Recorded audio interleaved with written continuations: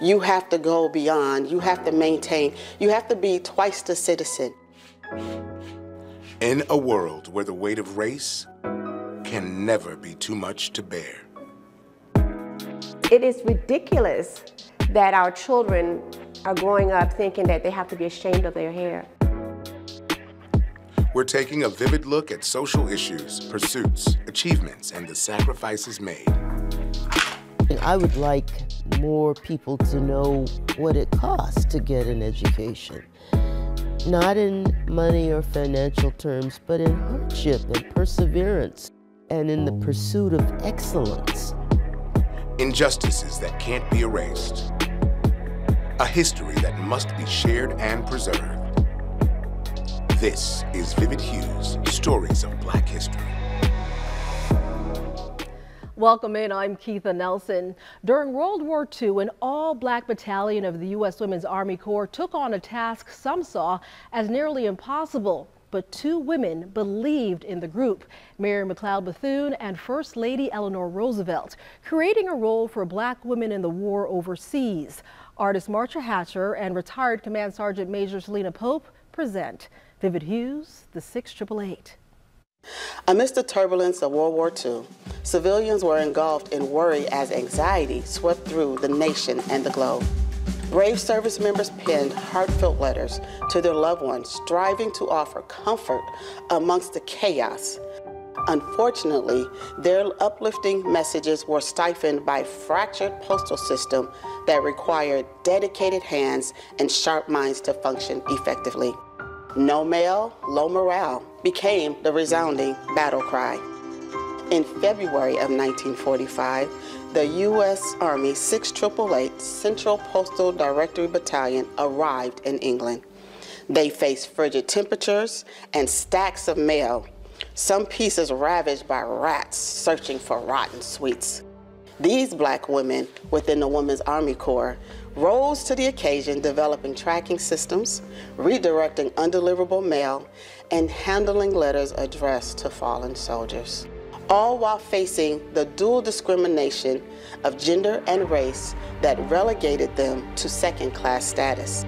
The 6888 processed an astonishing average of 65,000 pieces of mail per shift, clearing a 6-month backlog in only half that time. Tragedy struck in July of 1945 when a Jeep accident claimed the lives of 3 members of the group, Mary Baxton, Mary Barlow, and Dolores M. Brown. The War Department neglected their funerals, but their sisters in arms stepped in and honored their fallen comrades. The battle did not conclude overseas. Upon their return home, in February of 1946, the 6888 incurred a disappointing lack of fanfare. 75 years later, the 6888 would finally receive the long-awaited acknowledgement they deserve, being awarded the Congressional Gold Medal. Because of these women's dedication, determination, courage, and strength, and selfless service of Lieutenant Colonel Charity Adams and the women of the 6888 Postal Battalion, I was fortunate enough to serve 33 years and make it to the ranks of Command Sergeant Major. For all that they endured, it is unfortunate that these disparities still reside in the 21st century. But we don't quit. We adjust, adapt, and overcome. Mr. President, this assignment has proven to be a logistical nightmare. Even tried the Women's Army Corps. You mean the White Women's Army Corps? Well, is there another? A member of the all-black female battalion that served overseas during World War II, featured in this Netflix movie, was from right here in Jacksonville. Her name, Florida Smith. She died back in 1992, taking with her to her grave a heroic past few people were privy to. Born in 1920. Spread across the pews I would say maybe about 28. of Falls Temple Church of God in Christ are documents unveiling a past just recently exposed Hello, Rita. to those who knew Florida Smith best. She was in Company C 6888. Which shows that she was a member of the 6888. Soldiers, Florida Smith, that name caught Cynthia Smith's eyes as it rolled across the screen of this Tyler Perry movie starring Kerry Washington. It depicts the struggles and triumphs of the largest group of black women to serve overseas during World War II. Yes, I should be ashamed to admit that I didn't exploit that kind of original source. Smith studied history at Spelman College and Yale. She calls her upbringing sheltered. Her path to a great education was paved greatly in part due to her mother. My whole life and career have been about finding that African-American history. Yet a piece of her own family history had remained hidden for decades. In February of this year, Smith received a phone call from someone wanting to verify who her mother was. He said, you know, was she a member of the 688? And I said, huh? You mean the one that they talked about in the movie? He said, yes. Apparently, few people who knew Florida Smith were aware of her valiant past. She was just sweet Sister Smith. Evelyn Hart served in Foss Temple alongside Smith, working with children. And her efforts overseas boosting morale, clearing backlogs of mail in the UK and France, handling packages for over 4 million military and civilian personnel, all while facing dual discrimination due to being a woman and black, was never mentioned. She was just so wrapped up in trying to get these children to learn about Jesus that she didn't, I don't remember any time she talked about her past. American Theater Campaign Medal, Wax Service Ribbon, Victory Medal. And she achieved the rank of private first class. I don't think they talked about it much because it was probably dangerous, you know. We knew about people coming home in their uniforms and being lynched. Honorably discharged in December of 1945, the 688 returned home to the United States with little to no fanfare. That would be the one thing that would elevate a black person in a society that was very, very unequal. This Army service was seen as making people uppity. Smith has few photos of her mother, none in uniform. You could be proud of it within your own circle, and black people were proud. That was life then.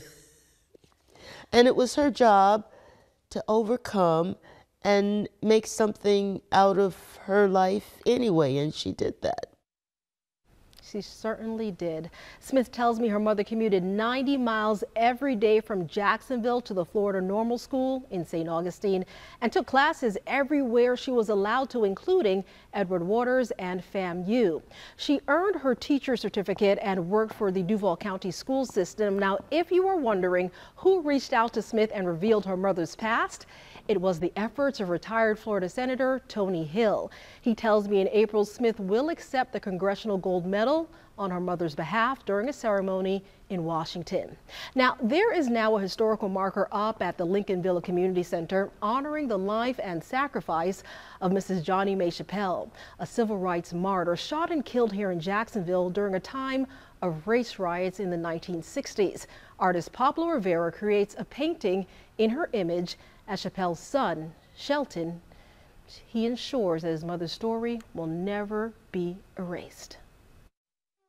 New Kings Road and Flicker Avenue in Jacksonville, the site of a racially motivated murder, a case mishandled. An innocent black woman became the victim of a white man in search of hate-filled satisfaction. In March of 1964, racial tensions were high amid riots raging across the nation and in downtown Jacksonville.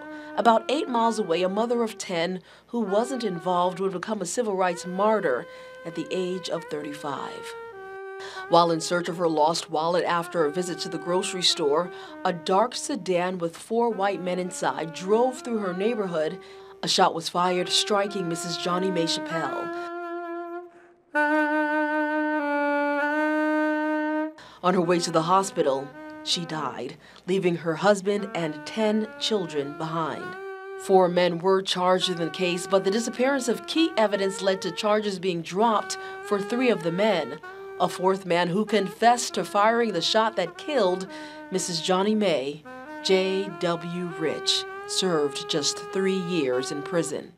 Her mishandled case was closed by the Department of Justice in 2013, but her story continues to be shared. I, Shelton Chappelle, was only 4 months old at the time of my mother being killed. She left behind 10 children: Martha, Ruthie, Jackie, Paula, Kathy, Willie, Alonzo, Gregory, Ernest, and Shelton. And then my father, Mr. Willie Charles Chappelle Sr. May she never be forgotten.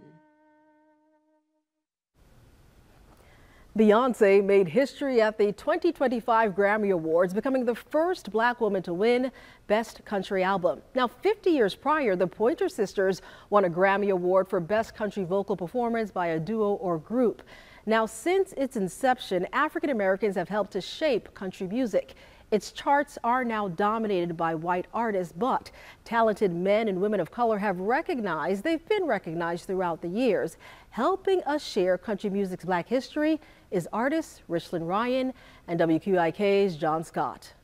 New country molded by the old-time greats. Blacks in country music have gone back from the beginning of country music. Known as the first family of country music, the Carter sound, developed by blues and gospel artist Leslie Riddle and his finger-picking guitar style. Johnny Cash learned guitar from a black man. Hank Williams learned guitar from a black man. The legendary Hank Williams, mentored by Rufus T-Tot Payne. You've likely heard of Johnny Cash, but not the man who taught him from an early age, Gus Cannon. Melodies from early hit songs come from hymns performed by Black Southern ministers. Country music's humble beginnings are rooted in African origins. The banjo, an instrument brought to America from West Africa during the transatlantic slave trade in the 1600s. Its signature sound can be heard in country music to this day. Country Music Hall of Famer DeFord Bailey, one of the first African-American stars in country music. He performed on the genre's most famous stage in the 1930s.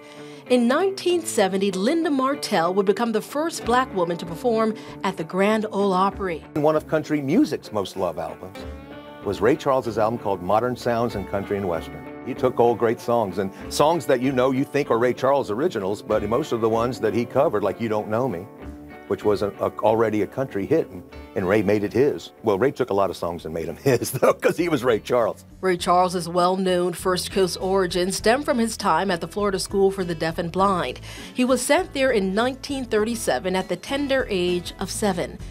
Exceptional exceptions, managing to be heard in a genre where some feel silenced. Very narrow fairway for country radio.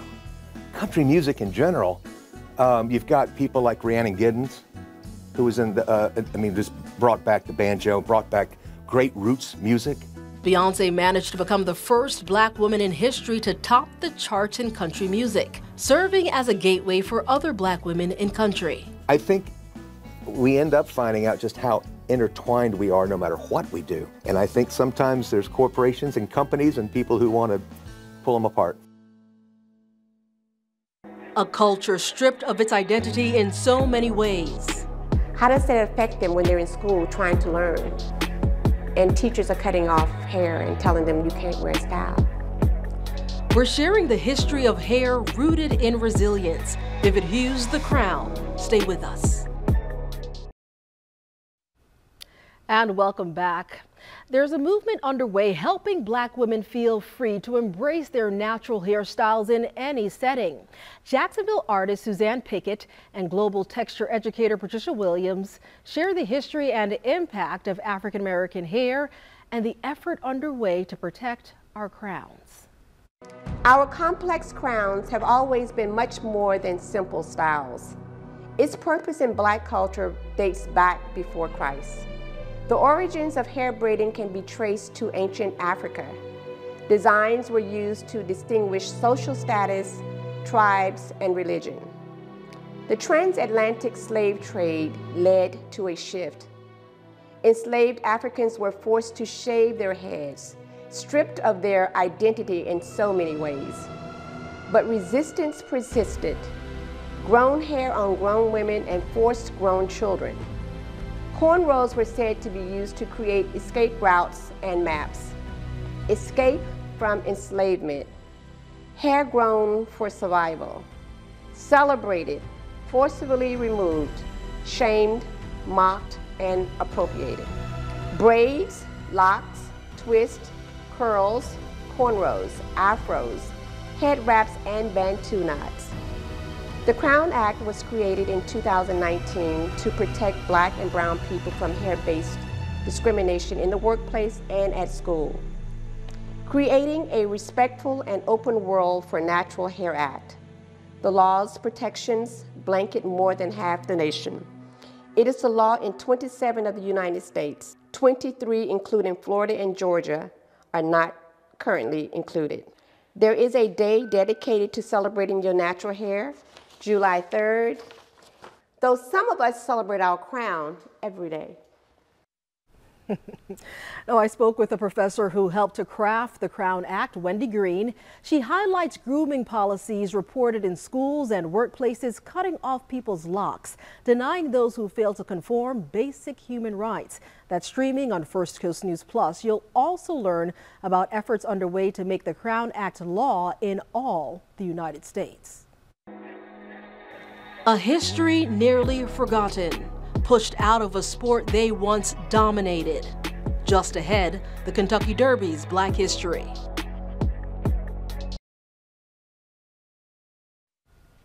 And welcome back to Vivid Hues, Stories of Black History.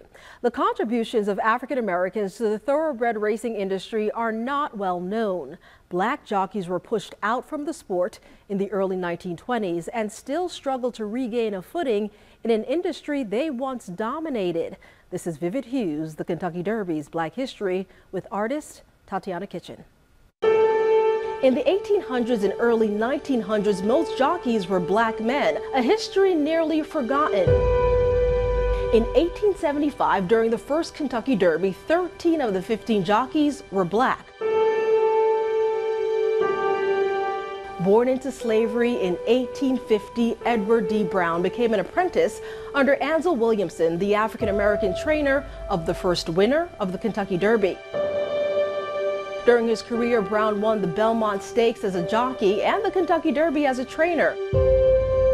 On opening day, May 17th of 1875, Oliver Lewis, at just 19 years old, rolled the colt Aristides to a record-setting victory. In the late 1800s, Black jockeys excelled, winning 6 Derbies, 1 Preakness Stakes, and 3 Belmont Stakes.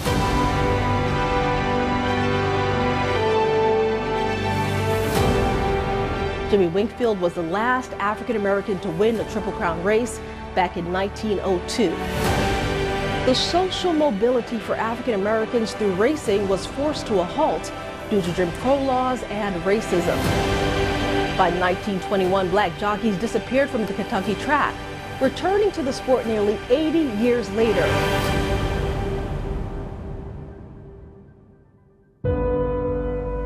Marlon St. Julian rode in the year 2000 to a 7th place finish, and now future generations of Black horsemen are being exposed to an industry they were once pushed out of.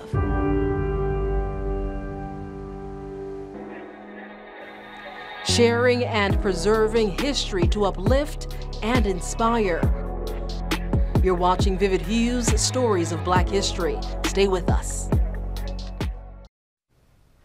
Thank you for watching Vivid Hues, Stories of Black History. We hope you learned something new and enjoyed the artwork created by these talented Jacksonville artists. To learn more about all of the artists featured, visit firstcoastnews.com/vividhues.